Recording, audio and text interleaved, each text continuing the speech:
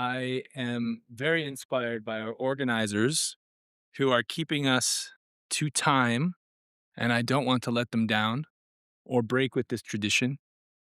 Good afternoon, everyone. My name is Rory Finnan. I'm professor of Ukrainian studies at the University of Cambridge, and it is a great honor to be a chair for this panel on literature in contemporary Ukraine. As many of you know, culture, literature, poetry have been a key source of resilience in this war and a key factor in Ukraine's defense against Russian aggression.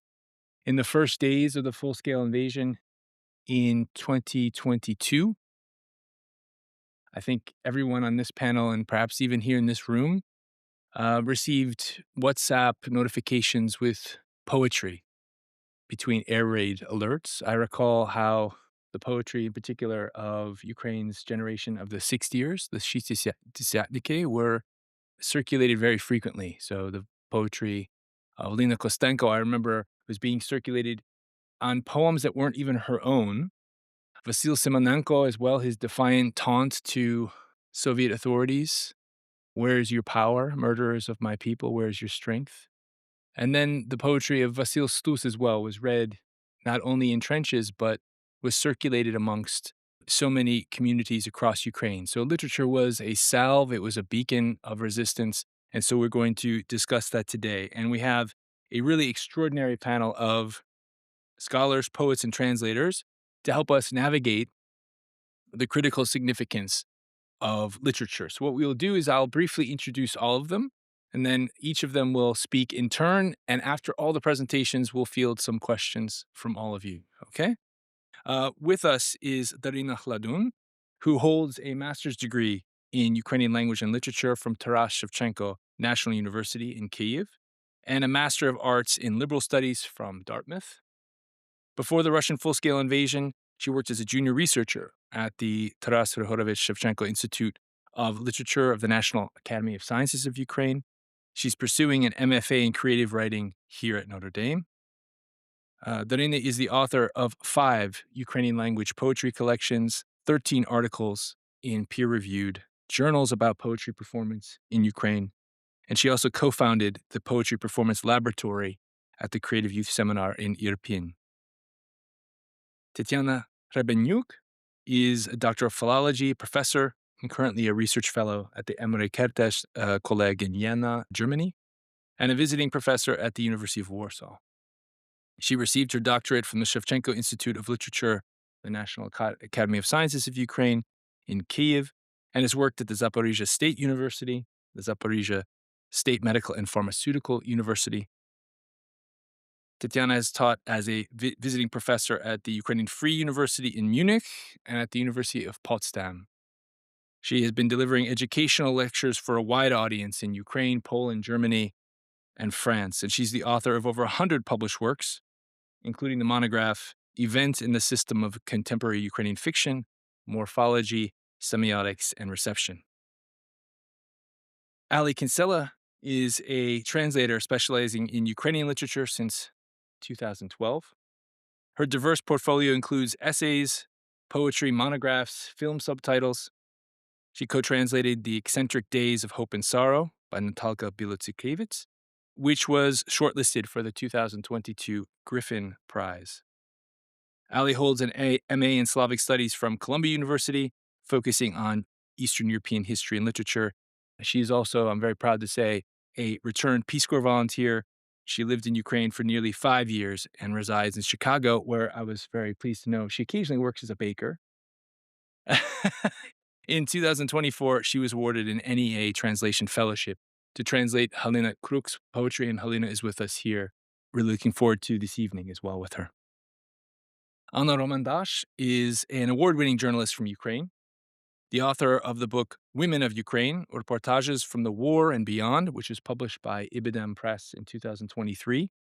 She has been recognized as a media freedom ambassador in Ukraine for her work in human rights and media, receiving prizes and accolades from Internews and the Council of Europe, among others.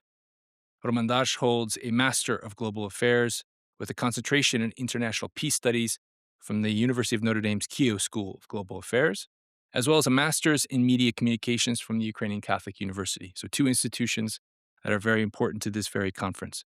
She works at the intersection of media, technology, and human rights, and is dedicated to fostering inclusivity in technology and advancing digital democracy to improve lives in developing democracy. So, as you can see, four very distinguished speakers who have a lot to offer us in this perspective about literature and its role in contemporary Ukraine. So, we're going to begin with Darina, who will start us off with a presentation entitled Home Reimagined. Please, Darina, the floor is yours. You can, yeah, please feel free. And I will, as I've warned my colleagues, keep everyone to time as best I can, and I will wildly gesticulate at the 5-minute one. Oh, perfect. Thank you, Grace. I'm very honored to be here with you and to share my ongoing project of conceptualizing Bucha Poetry Group and working on the anthology of the group. And when I say I'm honored, that's clearly an understatement. I have started working on this project last fall when I joined Professor Romana Hack's and Peter Holland's class on Ukrainian poetry and drama during the wartime, taught here at Notre Dame. And it is a global classroom, so some students from UKU were also among the first who have heard of the project. So, Bucha Poetry Group is an open type community formed in the late 2010s by poets Olena Stepanenko, Sergei Prilutsky, Alexander Mozer, Oleg Kotsarev, Yulia Stachivska, myself, and Leszek Panasiuk. Later, Yaroslava Kotsareva joined the group. Well, she is the youngest one. Bucha Poetry Group doesn't discriminate, so she's 9 years old. Yeah. And we don't see here the youngest participant of the group who is now at the ripe old age of 5. But he's gonna be there once his literary career is more established. Well, I started working on the conceptualizing of the Bucha Poetry Group a wartime ago. Not on any particular day or month, but on a specific occasion after the launch of the anthology of the third millennia Young Ukrainian Poetry by Abba Bahalamaha and its presentation tour that roughly mapped the most vibrant communities on the map of Ukraine.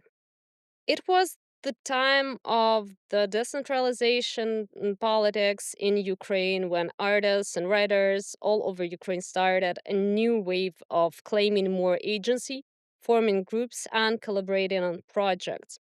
Among them, Стихійні, Розділові, Грань, Етер, etc.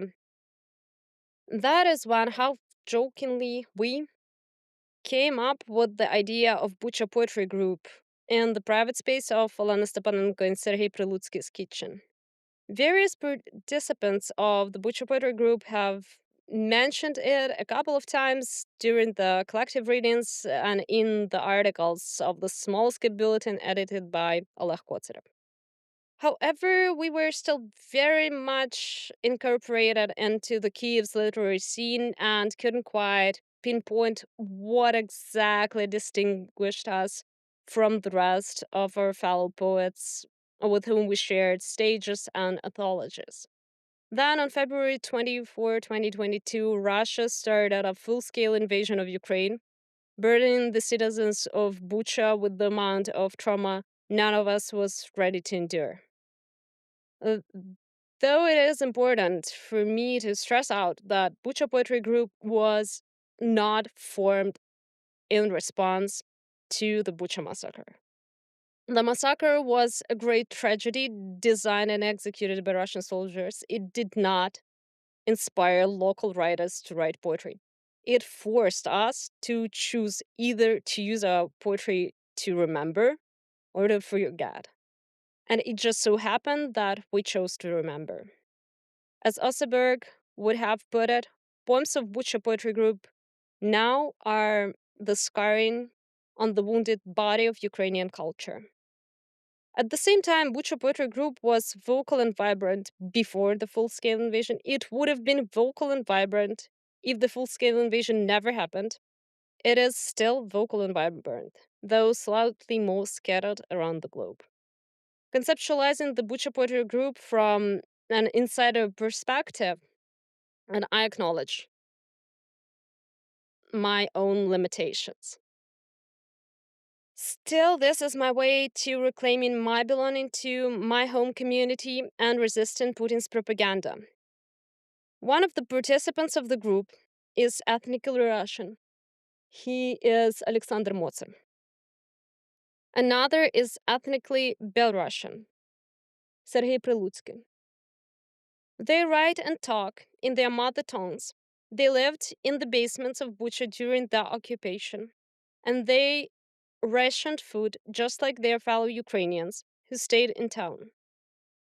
They are respected in the community. However, in conversation with the Notre Dame students at the Ukrainian poetry and drama class, Sergei Prilutsky mentioned that it is vital at the moment to prioritize, among all, Ukrainian voices and Ukrainian experiences.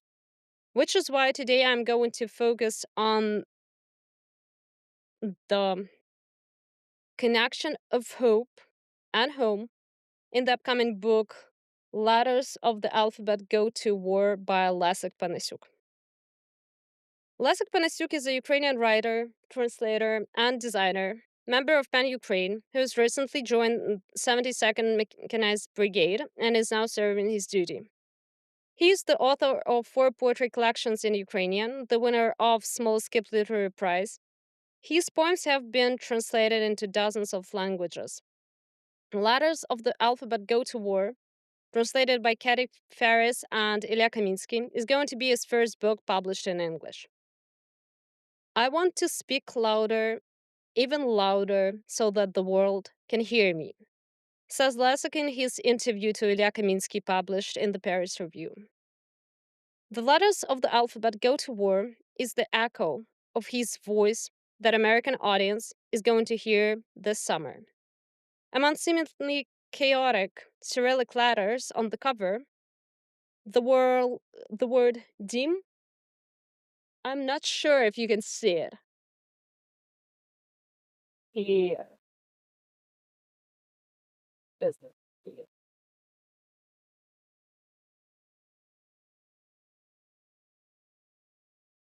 Reimagining Bucha as home after the massacre is a key narrative thread of the book.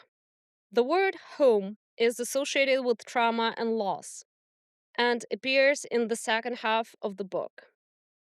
The book starts from the image of scattered around the backyard objects that belong to us: books, refrigerators.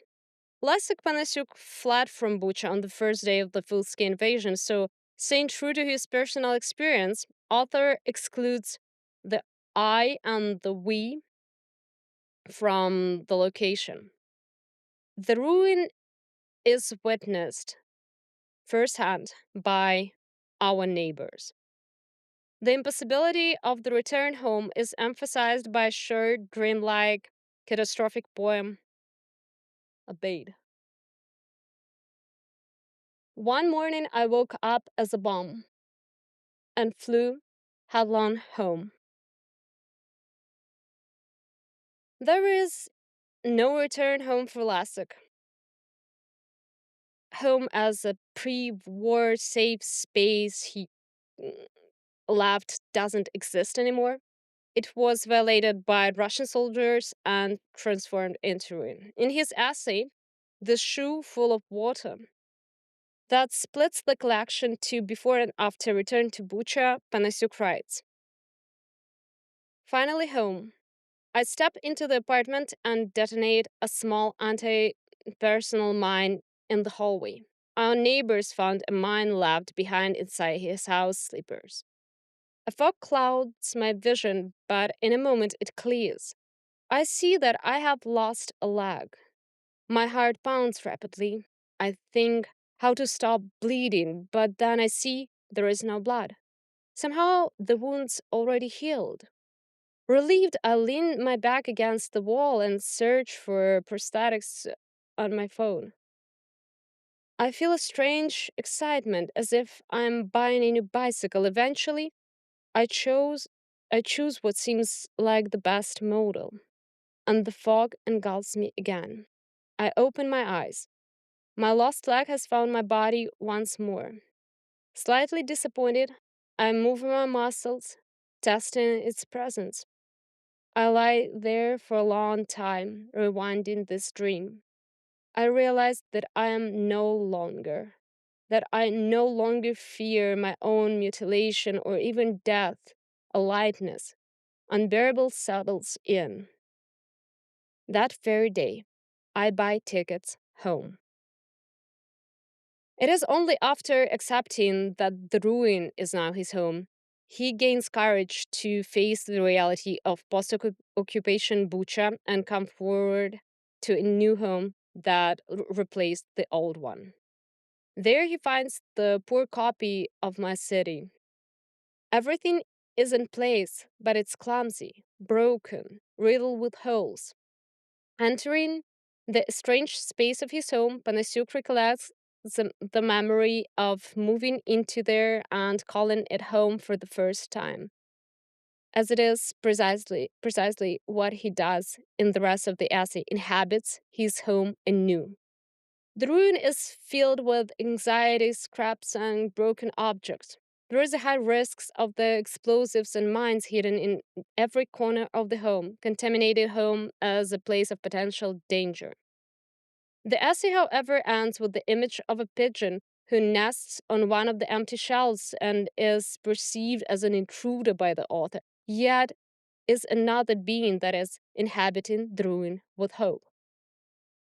A shoe full of water touches upon the question of ownership of the ruin, of the complexity of the entanglement of private and public in experience in Bucha, as well as the concept of a ruin as home discussed in the community.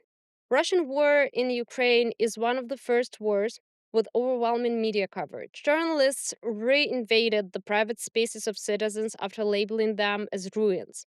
Journalists would reinvade littered apartments and houses by treating them as mere decorations, as reportage background, normalizing entering the ruins of the present in a way tourists enter the ruins of the past, as spaces belonging to the local authorities and broader humanity, not individuals.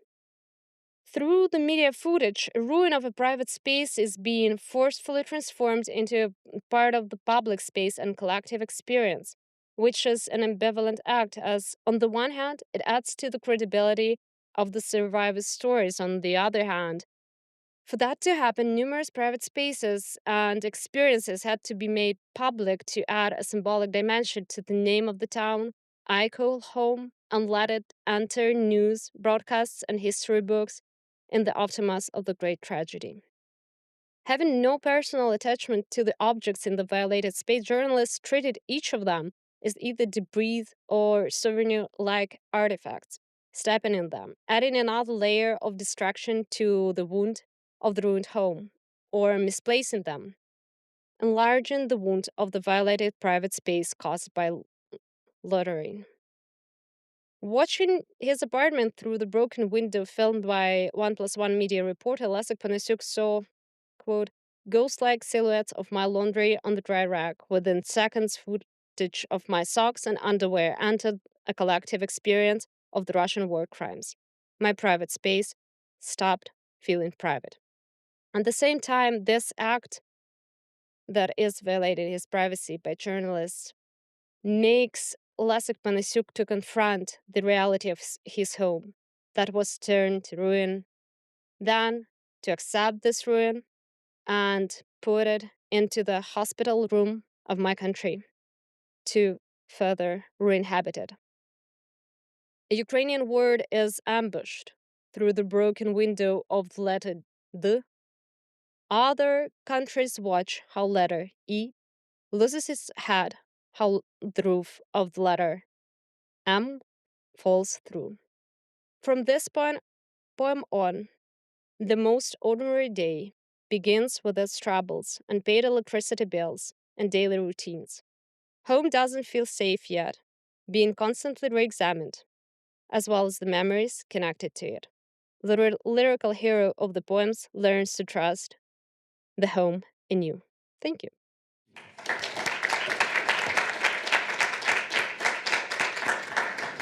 Thank you very much, Tatiana. We're very pleased to have Tatiana with us next. Her presentation is entitled Narratives of Hope in a Time of Hopelessness, Contemporary Ukrainian War Fiction. Thank you very much for introducing me, and then I'm grateful for to organizers for this privilege to be here. And I focus on my talk. The entire Ukrainian literature of the last 11 and especially of the last 3 years has been dominated by the shadow of war. Whatever a writer writes about, he or she writes about the war. This can be illustrated, for example, by Svetlana Taratorina's fantasy novel The House of Salt, in which even the fantasy world at all its levels refer to the history of the Russian-Ukrainian long confrontation. But in my talk, I focus on the Ukrainian war fiction, using this term in its broader sense, meaning not only works on or works of combatant writers about the events at the front, but also works about the impact of the war on the lives of civilians. The world of war fiction is full of pain and despair. The pages of the most famous books are filled with reflections on a threat and fear of death, injury, loss of loved ones, despair at the injustice and inhumanity of the enemy sections. Sometimes characters' expression of faith in a higher force and in the better future is aimed at reassuring and supporting others and strikes one with its seeming groundlessness, as if based on the Tullian's principles credo quia absurdum est, I believe, because it is absurd. In a story from his collection Arabesques, Serhii Zhadan articulates this absurdity through the words of the young chaplain who speaks to desperate soldier. I quote, God is love, but there is also one place in him where there is no love. So it's not total love. No, it is. But there is one place where there is no love. And do you know where this place is? No. In Olena Pshenichna's novel Where the Sun Goes Down, the mother of a wounded soldier finds the strength to support his son in his despair. Mom, how to start believing again when there is no faith?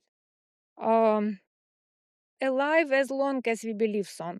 And if we are still alive, then we have enough faith. But she herself is not sure of what she said, and the novel ends with, I quote, she hides in her tiny mother's shell. However, the essence of literature is to become a source of inspiration for the reader. Literature of pure despair would not be read in a world of pure despair. So the questions are, how does the Ukrainian war prose cope with the pain and despair that fill its page? And what exactly in these texts give us at least a shred of hope and inspiration? As a framework for the search for an answer to these questions, I will use the concept of metamodernism, which is considered to be the dominant worldview and aesthetic trend after the loss of its dominant position by postmodernism, with its cynicism, distrust of universal values, and taboo on empathy and sincerity. For lack of time, I will not delve into the theoretical foundations of metamodernist studies. I have outlined my vision of the specific of Ukrainian metamodernism in 3 published articles, and I continue to work on this issue. I will only mention the fundamental features of metamodernism, two of which relate to the nature of hope in contemporary war fiction. Based on works by Timotheus Vermeulen, Robin van den Acker, Alison Gibbons, Greg Dember, and Linda Ciriello, I include in these features oscillation or hesitation between options, empathic reflexivity, ironicity, return on meta-narratives, attention to the influence of media on identity construction, the need for we, and cautious optimism, etc. Two of these features of metamodernist literature explain the nature of hope in Ukrainian war fiction with the utmost clarity: the need for we and cautious optimism. The cultivation of immersion in someone else's lived experience, the need for we, is inherent in many works of war fiction. The process of approaching the other in the books resembles the desire for a horizon that is moving away, because the uniqueness of individual experience makes it much more difficult to understand this other. The hesitation between the intention to share experience and frustration in this process is fundamental to the contemporary human being, and even more so to the Ukrainian human being in the time of war. But every achievement along this path, no matter how small, inspires and gives meaning to existence and therefore hope. Writer and combatant Artem Chekh captures the mental distance between those with combat experience and those who didn't serve as a widening gap. While he reacts sharply to attempts by non combatants to publicly discuss other people's devastating experiences, he nevertheless agrees that communication is necessary. I quote, and questions should be asked because if you don't ask, they won't tell and just won't talk to be understood. End of quotation. And having initially expressed this belief that there will ever be a solution to the problem, at the end of his essay, Czech leaves a chance for the opposite. Maybe there will be someday. At the level of poetics, the touch to someone else's dramatic experience of survival during the war is provided by very sparse, indirect, and sometimes unexpected means. For example, in Sergei Zhadan's short story from the collection Arabesques, named The One That Will Warm You in the Middle of the Night, we see such micro approachment of lonely characters who, because of their experience with PTSD, don't allow others to get closer to their wounded selves. A man and a woman, both military officers, meet to have sex after meeting online, but they feel lonely and distant in this kind of communication. It is only the woman's sincere story about her past adventure that breaks the ice between them, and they simply fall asleep next to each other, forgetting to take their sleeping pills and tranquilizers. One may also legitimately question the presence of metamodern cautious optimism in works about the current wartime. Nevertheless, it is worth noting that this trait is still represented in contemporary war fiction. First of all, this optimism is connected with the perception of our time as a history, space of historical memory and past traumas, which influence our present. So, this time is viewed as a continuous change of generations, where the life of a nation, not a person, matters. This optimism is often manifested in the image of a child as a continuation of the family, the nation, and life. Even despite the suffering of death of older people, it means that life continues. In contrast to the older generation, the nephew of the socially apathetic protagonist of Sergei Zhadan's novel The Orphanage has a clear national identity. And this gives hope for the processing of historical traumas at the beginning of a new historical life cycle. Oksana Zabushko, in her story No Entry to the Performance Hall After the Third Bell, through her protagonist Olga, draws a line under the centenary efforts of Ukrainians to gain full independence, both legal and internal, spiritual, saying about the new generation of Ukrainians, I quote, they don't have fear, these children, many who suddenly cease to be children. When something frightens them, they don't run away, they go towards it. They take their weapons and go to the front. They are not afraid to live and to die if they have to. They already know that this is also part of life. The end of the quotation. In some works, optimistic sounds are realized through the use of the image of a child in a paradoxical way. For example, the protagonist of Volodymyr Raffayenko's novel Petrichor, The Smell of Ground After the Rain, a boy named Petro commits suicide so that his mother can get rid of her distorted trauma-induced view of reality.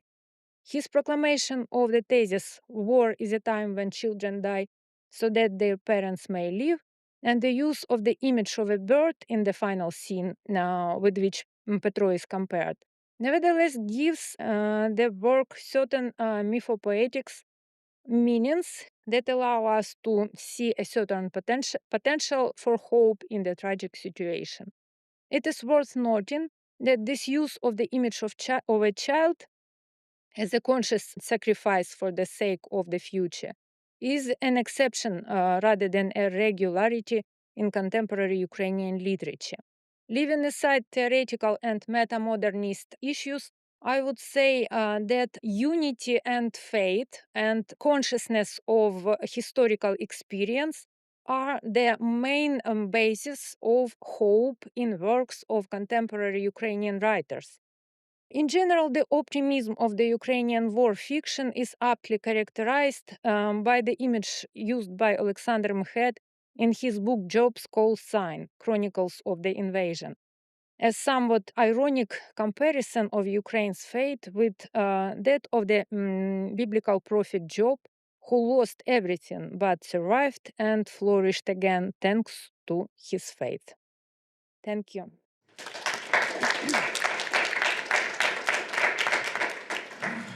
From a discussion of representations of children in wartime fiction, we now proceed to a presentation about children's literature. And here we welcome our colleague, Allie Kinsella, please. Thank you. Thank you to the Nanovic Institute, University of Notre Dame, and all of you for being here. I should mention, I am a translator. I'm not really an academic, but I follow the Ukrainian book market very closely, and I also have a toddler, so I am an avid reader of children's literature in many languages. And this is going to sort of be a survey of the current state of Ukrainian literature, specifically in regards to the war. Ababa Halamaha was the first independent Ukrainian publisher. It was founded in 1992, and in 1995, it was founded by Ivan Malkovich, Ukrainian poet. In 1985, he sold the first book to the Western market, the first license for Ukrainian translation. It was Kotek Tapivnik, and it was printed by Knopf, and I only learned this yesterday. And then in 2022, he published Harry Potter, and that just set them up. And it was, as it's been explained to me, it was an incredible coup because the Ukrainian version came out before the Russian version, and it shifted a whole generation of young readers into Ukrainian literature. The green, I assume, goes forward. Видавництво Старого Лева was founded in Lviv in late 2001, and they really only published children's literature until 2013. I will say that I work fairly closely with this publishing house, and so a lot of my information comes from them. And also, their books are very easy to buy because they ship internationally, and they now also ship other publishers' books. So there's going to be a bit of my presentation will be skewed toward their publications, but oh well. Yeah, it was founded in 2007, and it currently has 62 shops in Ukraine. They sort of revolutionized book selling in Ukraine. They offered free Wi-Fi. They had places where you could sit and read. They offered, and they still do, lots of book presentations and author talks. And I think that there are some things you could say, complaints you could make, but they have been exceedingly important. Okay, a lot of this information comes from Ivan Fedechko, the international rights manager at VSL. So he explained to me that since the Revolution of Dignity, book publishing has just boomed in Ukraine, especially children's book publishing. And we entered in 2014, Kniharnya entered a new phase where they were starting to really focus on what we would call picture books. Before that in Ukraine, there were a lot of board books, there were a lot of fairy tales, often printed on very cheap paper. And one very important duo in Ukraine is called Agravka Studio. It's Romana Romanishin and Andriy Lasiev, and this is Ripka by Ivan Franco, and this is their design. Just gives you, there's this vertical page. It's very cute. They also have, this is another book of theirs, Poppy Seed and something, I can't remember. This is an early Study Love book, and this is available in English. This is just going to give you a sense of what they do. They are getting a lot of international recognition, and they actually have 4 books translated into English, I believe. This is one of the first books that I fell in love with in Ukraine, Zubr Shukay Hniezdo. Very sweet. It was out of print for a long time, but it has been, I think, Study Love saw the light and they brought it back, so it's pretty easy to get now. Not available in English, but the Zuber decides that he's also going to try hibernating for the winter. Doesn't go well. This is a very cute book, Poshtar. I actually saw it translated into French. It's not available in English, but this woman has written a couple very sweet books. I'm giving you samples of the different types of illustrations, right? There's a lot of time and effort is put into making them very pretty and appealing. They're not computer generated. I mean, obviously computers are used, but they're not these like really happy cartoons, which though those still exist. And then we also have a lot of books by Alexander Shatokhin, and he has had 3 books published. This one I actually got at the library, so you can get it in English and you can read it for free, which is not what I'm promoting, but, the irony is this is a book with no words, so but it is available. And these are published by Red Comet Press, which currently has the distinction of being the press that has published the most Ukrainian books in English, at least children's books, and those are Shatokin. These are 2 books by Agravka that came up with Chronicle books. They're both translated by, Vitaly Chernetsky. And so as Ukrainian authors travel more internationally and attend more festivals, more people are buying their books and they're translated into more languages. We also have new developments in Ukraine. So these 2 books are sort of like sciency. They're very cute. They definitely appeal to parents, and they teach you about like the mechanics of sound and the ear and how your eye works and things like that. Ukraine now publishes a lot of comics. So this is a comic about Roman Shukhevich. I have not read it, don't know anything about it, but it's from this new UA Comics publisher, which apparently is also booming. Study Love has had their books translated into 45 languages in 55 countries, most recently into Faroese. And apparently a book will be coming out in Romanish soon. Most of these translations happen into neighboring countries with like closely related languages. Czech, Polish, and Slovak each have over 30 volumes translated, children's books specifically. But there are also a lot of books being translated in the Asian market. South Korea has 26 Ukrainian children's books available in translation. Taiwan, China each have 20. This one is coming out soon. This is also a Grafka, but it's coming out with Enchanted Lion, which is a cute press from Brooklyn, I think, that only does translations or mostly does translations. This came out with Elsewhere Editions, which is the children's publishing arm of Archipelago, which is also based in New York, and it was translated by Boris Dralyuk, who's famous Ukrainian, and Jennifer Croft, who's famous Polish translator or translator of Polish. And this was on the New York Times bestsellers list, best children's book, not bestsellers, but a curated selection, along with this one for 2023. All right, we also have as a result, Study Love won this big prize, Best Children's Book Publisher of the Year at the Bologna Festival, which I think is coming up again in a couple weeks. We also have okay, so moving on. In the United States, we have like maybe 15 books available, a bunch I've already shown you, some older ones, and some that I'm forgetting because I left the list over there. But since the full-scale invasion, children's publishing has sort of not collapsed, but its sales have plummeted in Ukraine. And this is not just with Study Love, this is with all publishers across in Ukraine, children's literature specifically. At the same time, we see book publishing just booming. There are new bookstores opening all the time, and even in small towns. But for some reason, children's literature isn't benefiting. But Ivan explained to me that he hears this also from his colleagues in other countries, and he doesn't really know what the problem is. But he does believe that there is like digital interference and that books are sort of falling by the wayside. But this is one of the books I will be talking about. This is Dubochuk. Just wanted to show that like the illustrations are beautiful. The paper is nice. I brought a bunch of books for people to look at later. Okay, how much time do I have? You have 6 minutes. Okay. So I think that I want to say that it feels sort of inauthentic to talk about children's literature, and talking about by talking about the United States, right? I don't want to talk about writing books that will sell or like writing for an international market, but we are in the United States, and if one of our goals is to get people to know more about Ukraine, like we have to talk about this.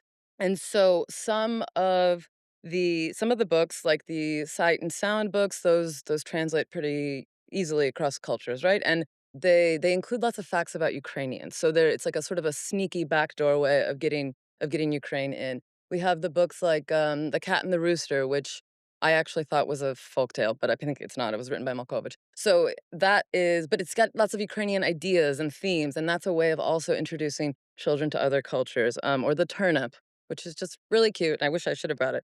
But the story of the war is not really translating well, and the main reason is because we don't want to talk to children who aren't living in a war about war, and I know this because most of these books I bought for this presentation because I wasn't buying them for my daughter because I don't want to read them to her. And so the books that have been written about the war, and there are many more than I was able to read, many more than I was able to get my hands on, because of the, like, sense of urgency, especially in the early months, I think lots of things are being published and not necessarily vetted, and then also you have the kind of the opposite aspect of publishing, which is that it can take a long time to publish a book, and so things can change quickly. But books that I found generally divided into 2 categories, and those were books that address the brutal reality of war and those that did not. And it seems like the brutal books are for Ukrainian children, unfortunately. And the ones that are not are for export, right? But those books are missing something. There's so like some aspect of inauthenticity. I will also mention, because you probably heard my voice quiver, that I cried a lot when reading these books. And all right, where am I? Okay, so oh, there's a book I'll grab.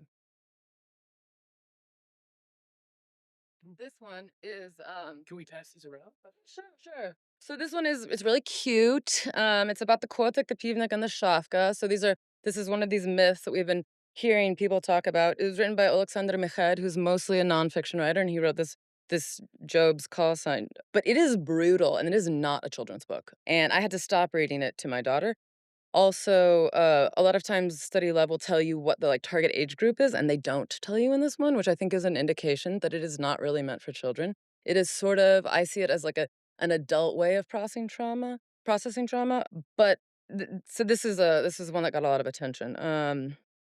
And there's a line in here where they're talking about the mother who's been working abroad for a long time, and when the war starts, she, like, frantically texts every day, "How are you? How are you?" And finally, she realizes that they, like, tell her, "This is not helping us," and then she relaxes because she actually didn't really want to be doing it in the first place, she just didn't know what to do, and there's this strong sense in this book and in a lot of them that outsiders don't know what to do, and that there's this inward looking and that Ukrainians need to come together and that they are, and I'm gonna speed up. So, generally, there's a lot of myth making, we have a lot of new symbols being created, yellow butterflies, what does that mean? We don't know because he made it up for this book. What do these things mean? They didn't mean anything until they happened. We have the tractor that pulls the tank, and we have Patron the dog, and we have this new idea of the astronaut that does something that's not really clear to me.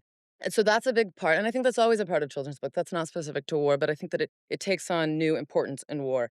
Things that I noticed, the books are highly gendered, and I think this is sort of a reflection of the reality of mothers staying with children, fathers going to fight. But they do use feminitives, which are I'm not gonna explain it all, but feminine versions of nouns, and it's really considered very progressive, and, it seems to be mostly standardized at this point. Also, we see that language has changed a lot, and a lot of words that even 10 years ago were considered sort of like dialect or Western are just part of the language. So children's literature is working. It's changing Ukrainian language. There's no surjik in these books. All right, what do we see to help children? Simplistic explanations of complex events, explicit lessons in how to behave. Don't touch those bags if you don't know who left them there. This is what happens when you hear a air raid siren. This is like don't go to any place that could have mines. We see a lot of like encouragement of more pictures of drawing. People draw like art therapy, reading therapy, talk therapy. That's happening in very explicit ways. We see authentic depictions of the trauma that they've experienced of being separated, of death, of spending times in the basement in the dark. We see humor. Victoria Amelina's excavator makes a surprise appearance in one of the books, and they say, "You're from a different book." And we see like bunnies. They're like, "All right." They tell the tractor he can pull them around just to make him feel like he's useful, even though he's much slower than they are. And these are just features of children's books. What do these books teach us about Ukrainians, even superficially? Ukrainians have tons of pets.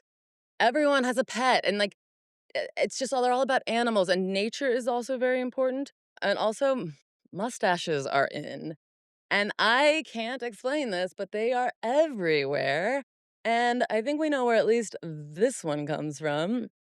But some of the books are unsuccessful, and I think they're unsuccessful because they were published too soon and things changed too fast, and now they come off as sort of vapid or too lighthearted. Some of the books don't really make sense. There's like too many things happening, and there's no through line.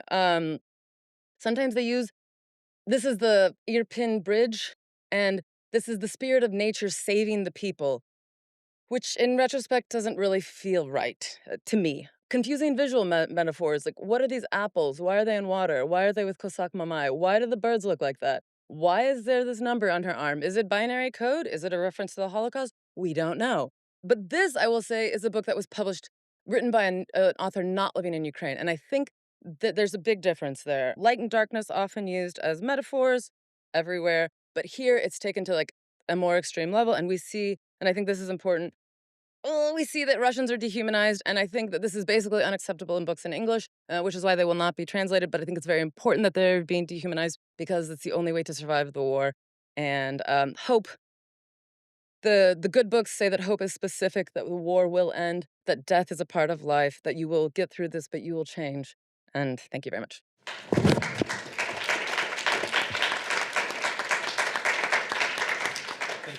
Thank you so much, Allie. Not only giving us a view to children's literature, but also letting us touch the books themselves and see the images, and at the same time have a sense of the broader context of the book market. And now we are very pleased to have Anna offer us her presentation, which is entitled Ukraine's Contemporary Literature After the 2022 Russian Invasion, a powerful message of hope amid adversity. Welcome, Anna. Thank you. It's very nice to be standing. I was sitting in the corner and I said I'm gonna break my neck just looking at the beautiful visuals that you were showing just a second ago. My presentation says hope. It says that I'm gonna be talking about literature of Ukraine after 2022, but there's also gonna be a lot of sadness because hope usually becomes much more important when there's a lot of tragedy, when there's a lot of sadness, and when we are almost losing that hope. And my conversation about Ukraine's literature after 2022 wouldn't be authentic, wouldn't be possible without mentioning the people who were creating Ukrainian literature and who are still creating it in some way, but who are unfortunately no longer with us. Only a few days ago, on March 3rd, the world celebrated International Writers' Day. And as of today, there have been at least 235 Ukrainian writers who were killed after the start of the full scale Russian invasion. So those people were killed in action as soldiers, they were killed as volunteers, they were killed in their homes as civilians across Ukraine. If you want to know more about these writers and also people of culture, I encourage you to check this website. It's a joint project between Pan Ukraine and the Ukrainians media. It has a Ukrainian version, it has an English version, and I was part of this project writing about the people who were killed by Russia.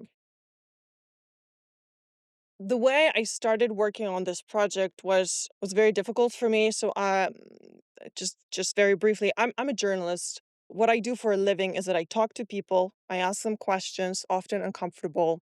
And it's fine if you're an investigative journalist and you ask people you generally dislike, potentially corrupt politician, uncomfortable questions. You don't really care about hurting their feelings. But after the full scale invasion, my job made me ask a lot of uncomfortable questions. People who lived through trauma, people who survived occupation, people who lived through a lot of really terrible things. And now part of my job is talking to people who lost somebody they loved very much. And this is an example.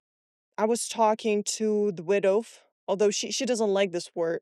I was talking to a wife of a Ukrainian author, Alexander Menshov, who, after surviving occupation of Kherson, after fleeing Kherson while it was still occupied, came into Ukraine-controlled territories, volunteered for the Ukrainian armed forces, and was serving in the eastern direction. And in 2023, he was killed in action. So, in many ways, Ukrainian literature right now is discovering people who, unfortunately, have already been killed. So, you learn of amazing authors, of amazing poets, of just great people of culture when it's unfortunately too late. You can no longer talk to them. And Ukrainian literature right now, Ukrainian publishing right now, is very often publishing the books of the people who are no longer able to write any more books. The story of Alexander Menshov was really personal to me for many different reasons. My dad is also in the Ukrainian armed forces, so talking to people in many ways linked to Ukrainian armed forces is difficult. It's personal. But another reason was that Alexander, before joining the army, he actually managed to write a book. It's memoirs of him living under Russian occupation in Kherson. And that book was published 2 weeks after Alexander was killed in action. So we actually never get to hold his book in his arms, but he saw the digital version of that book, and it was very dear to him. His wife said that he was talking about it all the time.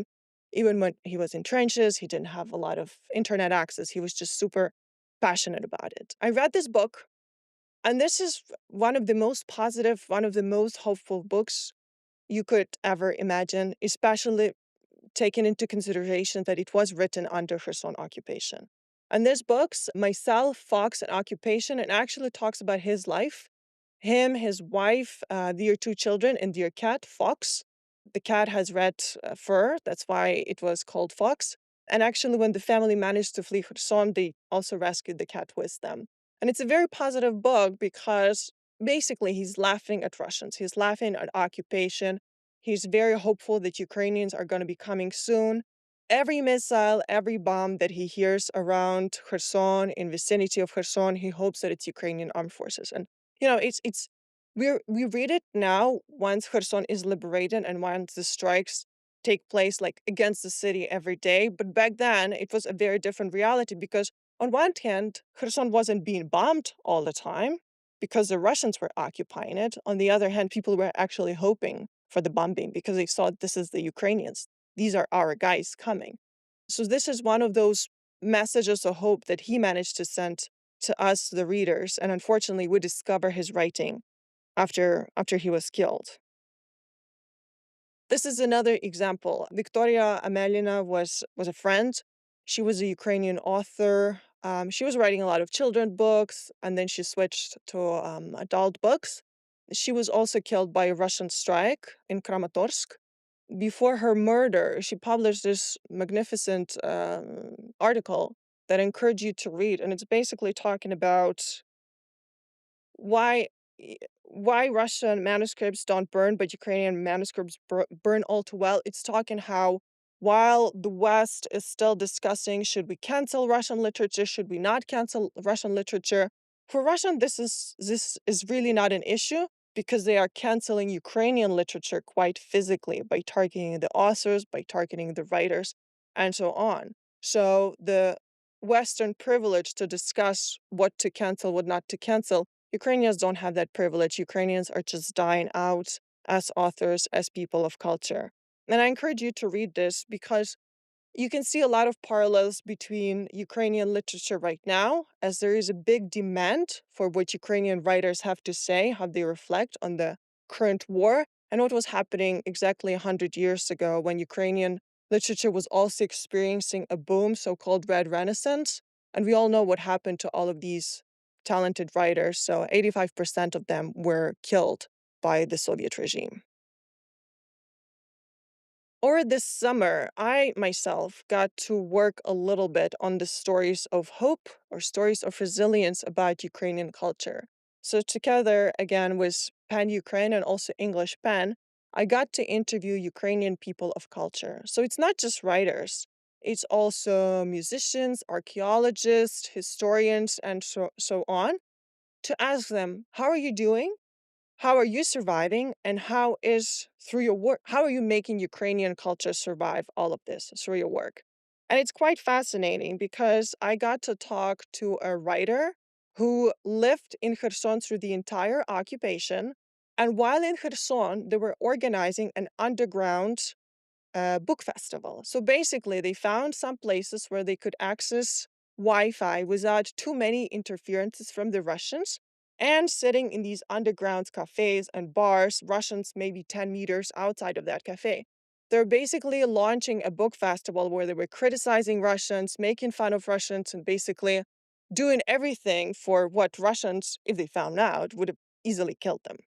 The book also consists stories of other authors who survived occupation, of Bucha, authors who were working in the left bank of Kherson, which, as you may know, is still under occupation, has been badly damaged after the Kakhovka Dam explosion, and so on. And while a lot of these authors have been extremely damaged by the full-scale invasion, they were also extremely resilient and extremely hopeful. They were telling me about all of the new projects that they were working on, how they were launching new theater performances, adaptations, books, and so on and so on. And they were extremely happy that they were able not only to share it with Ukrainians, but also share it with the world. I did a bit of a study of the new titles that are being published in Ukraine, that have been published in Ukraine after 2022, and analyzed basically what are the keywords or definitions that have been present in the titles by Ukrainian authors, both in Ukrainian and in English. So you can see Ukraine in the titles is still the core definition, so it's almost everywhere. But the language is actually very diverse, but also quite resilient, quite realistic, but also quite hopeful if you see. So people often talk about loss, they often talk about war, death, drama, and so on. But you can see such words as beginning, tomorrow, humane, brave, support, mobilize, volunteer, activism, and so on, which kind of shows you how the Ukrainians are processing what's happening right now, what is happening to them, and what is happening to their country. So I've interviewed many different authors, asking them what is the key message? What are the key messages that you want to deliver to your readers as you publish your stories, as you publish your books, novels, fiction or not fiction? And for a lot of authors, it was a way to cope and to reflect of what they personally experienced and basically share their own lived experiences, trauma, and so on paper. For other authors, it was also a literature about identity. So I've interviewed Jewish Ukrainian authors who were writing about how they finally reconcile these two identities and how they no longer have a conflict of who they are. They know who they are very well. And the war, in many ways, pushed them to understand that. It's very interesting what's happening right now in Ukrainian literature is that it's decentralizing. So in the past, there were a few bigger publishing houses, there were a few bigger household names. And it was very central around Kyiv, the Kyiv art scene or maybe the Lviv art scene. Right now, you would have book festivals, you would have small publishing, you would have different literary events across Ukraine.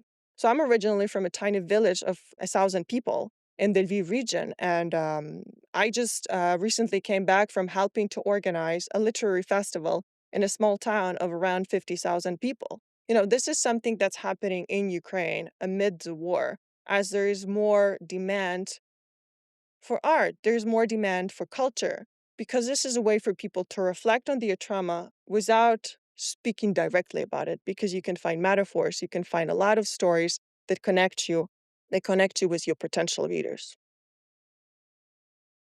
And finally, the word home was extremely common in many Ukrainian titles and many stories that have been published in Ukraine after 2022. For a lot of Ukrainians, writing right now is like coming home. It's a way to process the current reality. Thank you very much.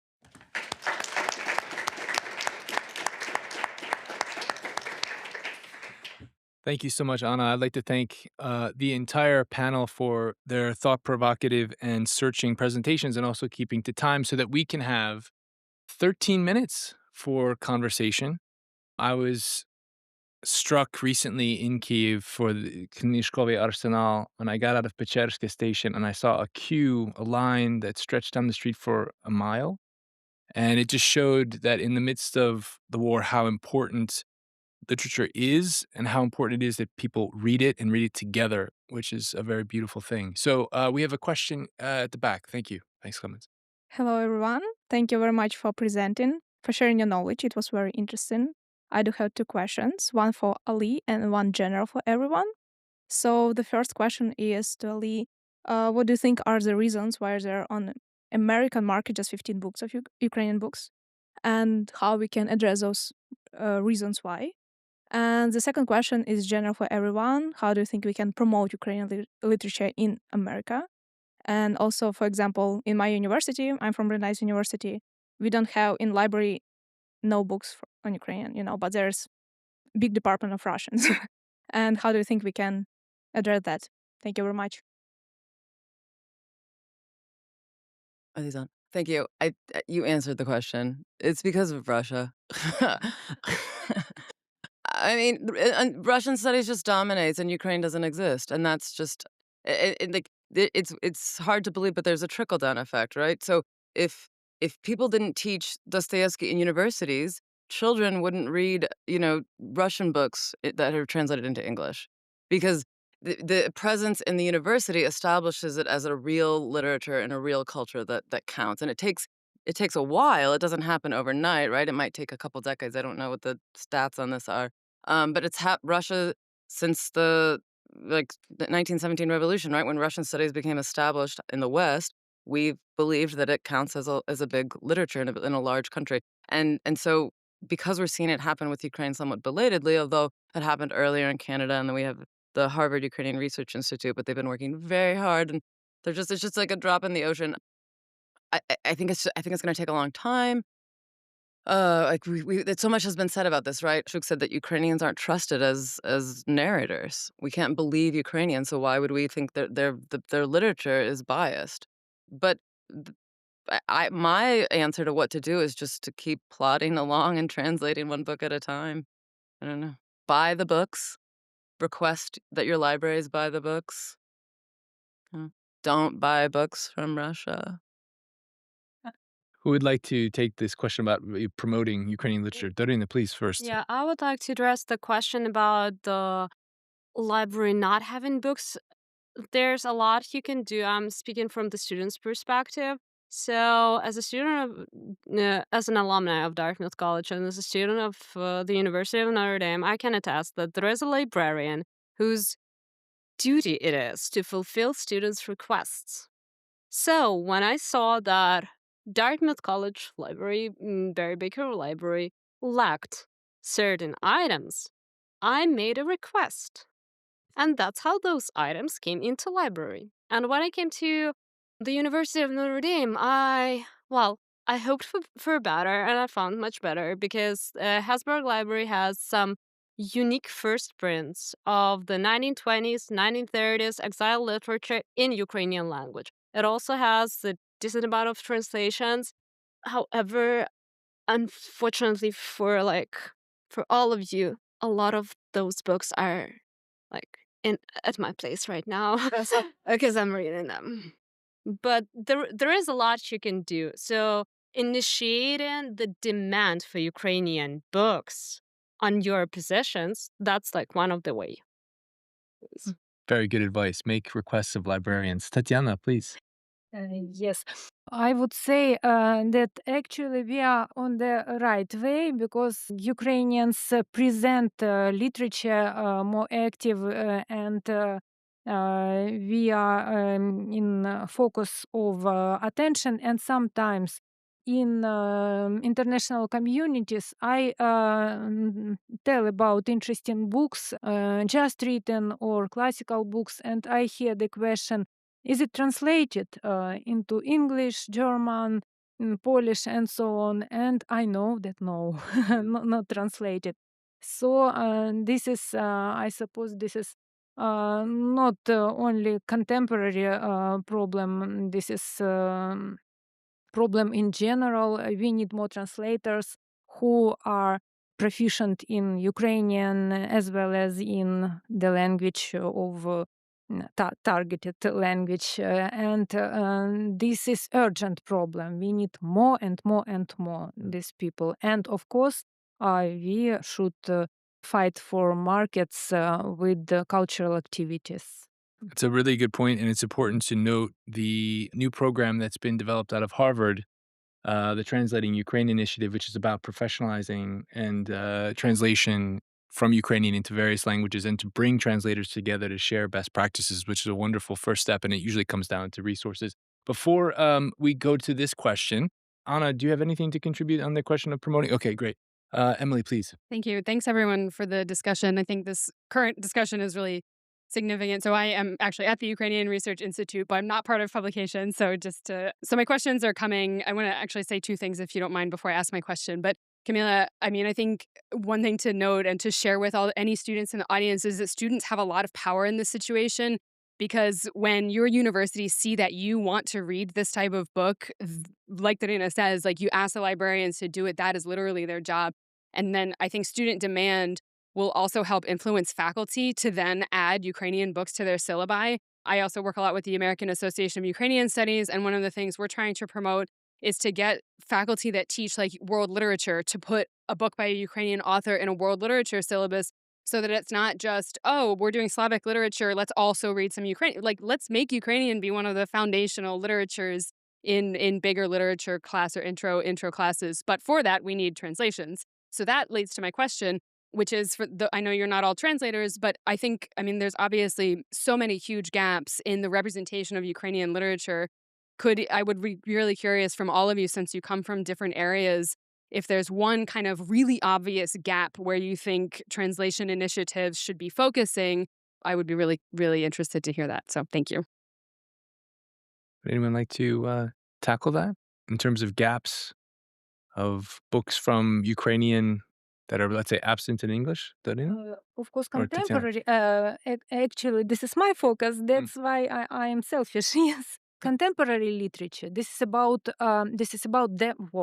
the war, ongoing war, and if citizens of other countries have these books, they would understand better what is the nature of this war. That this is recolonization, all this history, all these traumas which are.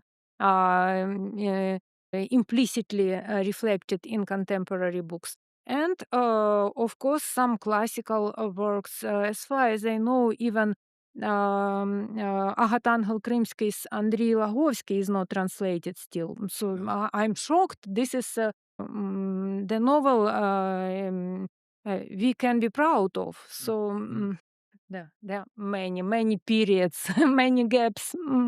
Thank you. Yeah, yeah. Can I? Please. Like, I would say that the problem I see from my perspective is regional elitism that absolutely dominates the translators, the field of translations from Ukrainian. That's why I'm doing Bucha Poetry Anthology, because it is about decentralizing.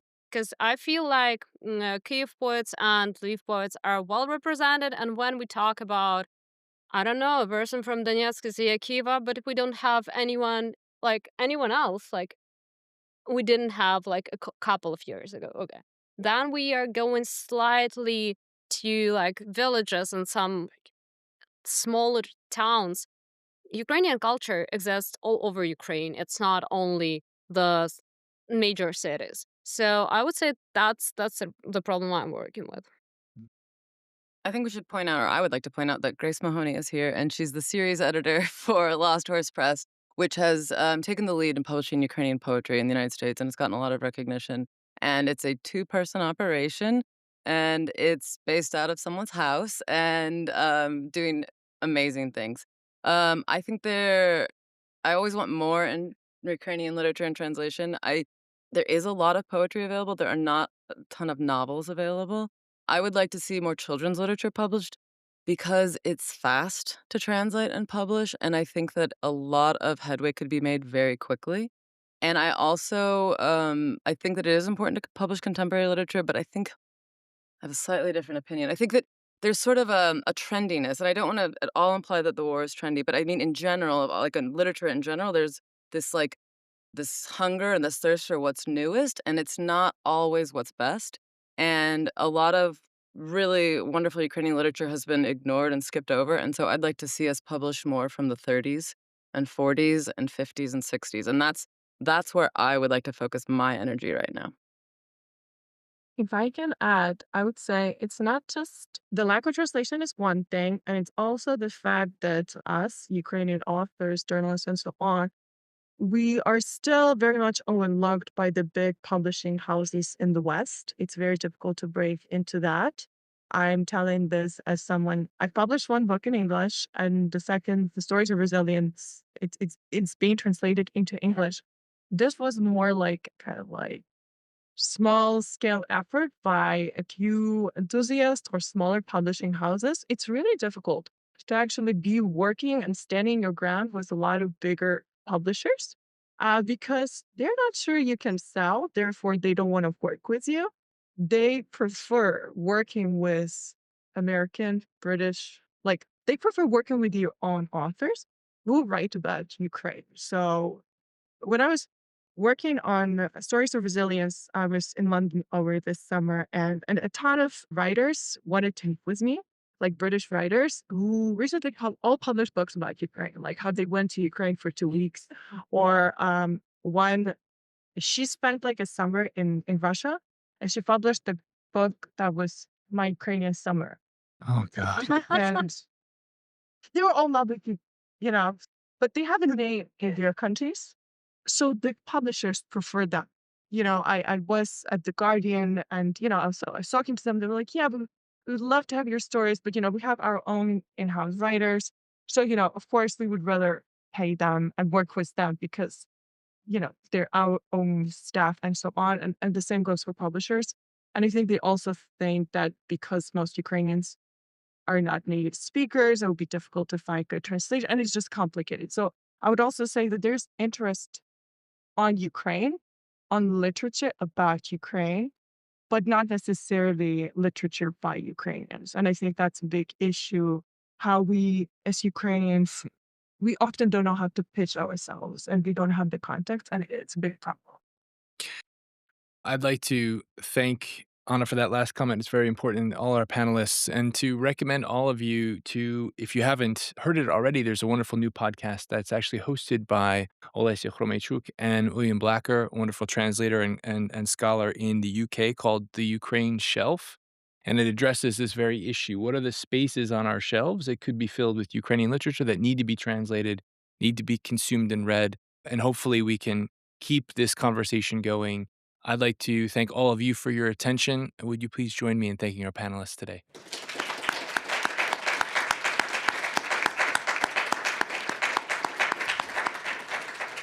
Thank you very much.